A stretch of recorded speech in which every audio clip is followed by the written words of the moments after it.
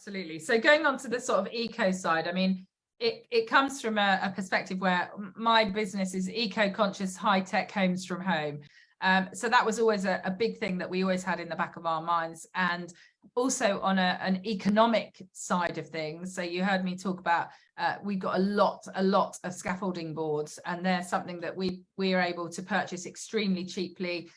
They're very easy to make into statement pieces, to change colors, to do various things. That alongside that enabled us to be really kind of industrial. So we had, you know, big industrial, you know, hanging rails and what are those things these things, what are they called? The brackets, that's what I'm looking for. Sorry. You know, brackets and things like that on the walls. But and even down to our carpets, you know, obviously they needed to be really cost efficient, but we've got English wool in our carpets as well.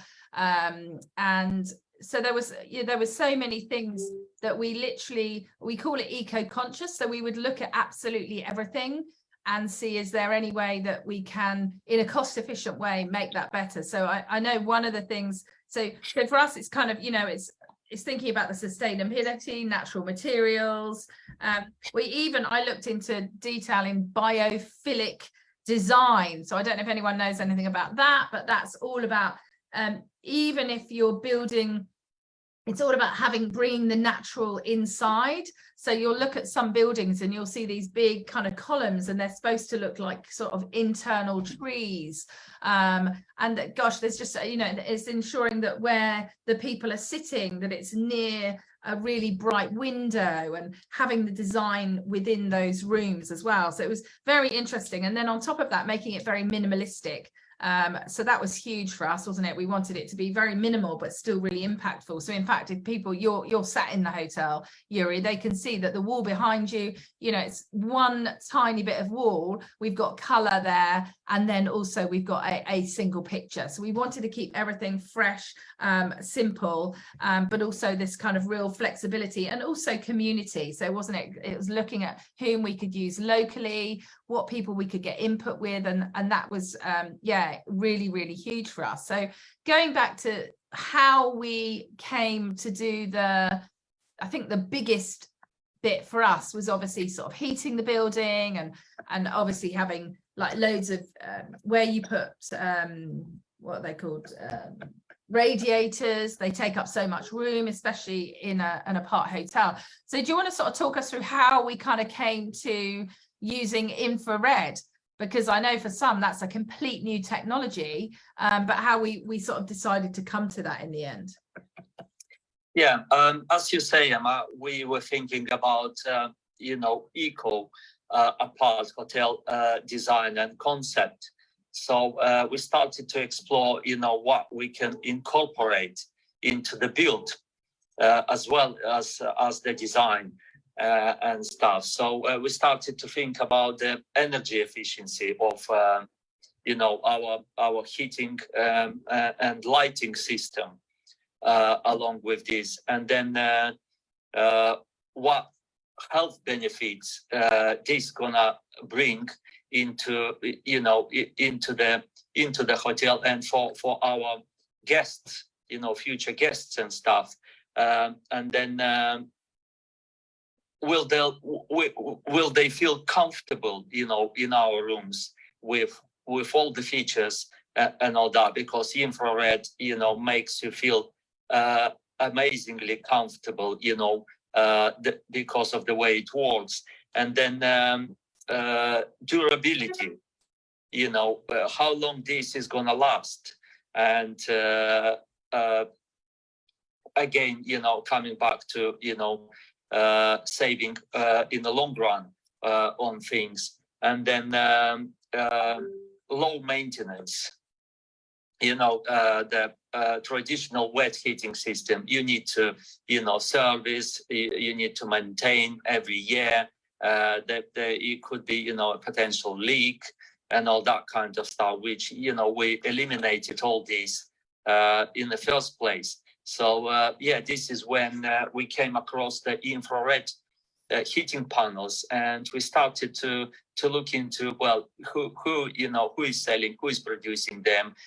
Can we actually look at these, at the ready-made buildings, and can we, feel it? Can we try, anywhere else? And this is the power of your network, isn't it, Emma? And we came across a lady, and she invited us into one of her HMOs, and we came in and we looked, and there was, a little square thermostat on the wall, and she said, "This is it. I can't show you anything else." And we were warm. Which was, it was really funny, wasn't it? And she turned it on, and we started to feel it, in a couple of minutes time. And there was a tenant in there. We asked him, "What do you think?" He said, "It's amazing." And this is when we decided to go for it. Yeah, and it had already been, she'd had it for a year, hadn't she? So we were really fortunate. She'd already done a full cycle. She'd used the particular supplier that we were interested in using, and she had one issue, and they'd been literally on it. They'd been there, they'd repaired it, they even covered off something. So it was clear that they were really committed to a fantastic service. I think for us that was an absolute no-brainer, especially it was two streets away from us, in the same town, and to see that going was pretty amazing. So we really like that. And to answer, so somebody had asked a question. Sue had asked about how we manage that remotely. So all of the light switches and all of the infrared, they're on like an app, and so we have control. So we can we can just turn on now, we can pick up our phone and turn it on, and we can turn the heating down, we can turn the heating up. But on top of that, what we can do is we can schedule.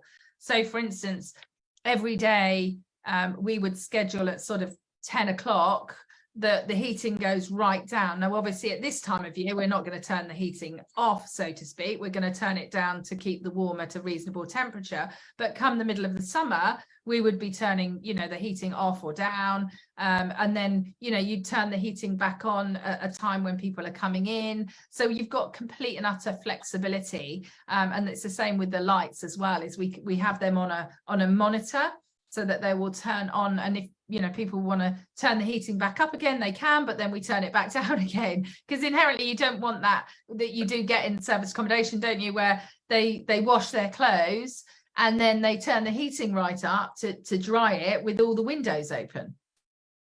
So it's just ensuring that we're able to really sort of be economical with those things as well. So I think that was really quite incredible. And I think for me, I can't stop touching these light switches as well. They were just I'm like a child, aren't I? I'm literally like it's just like a screen of glass, and you just touch it. I suppose it's like an iPad. It's just got this circle and you touch it and it's like, wow. And then I love doing it where you're in the room and then you turn the lights off by your phone, and it's like, I love doing that with the kids, and they're like, what's happening?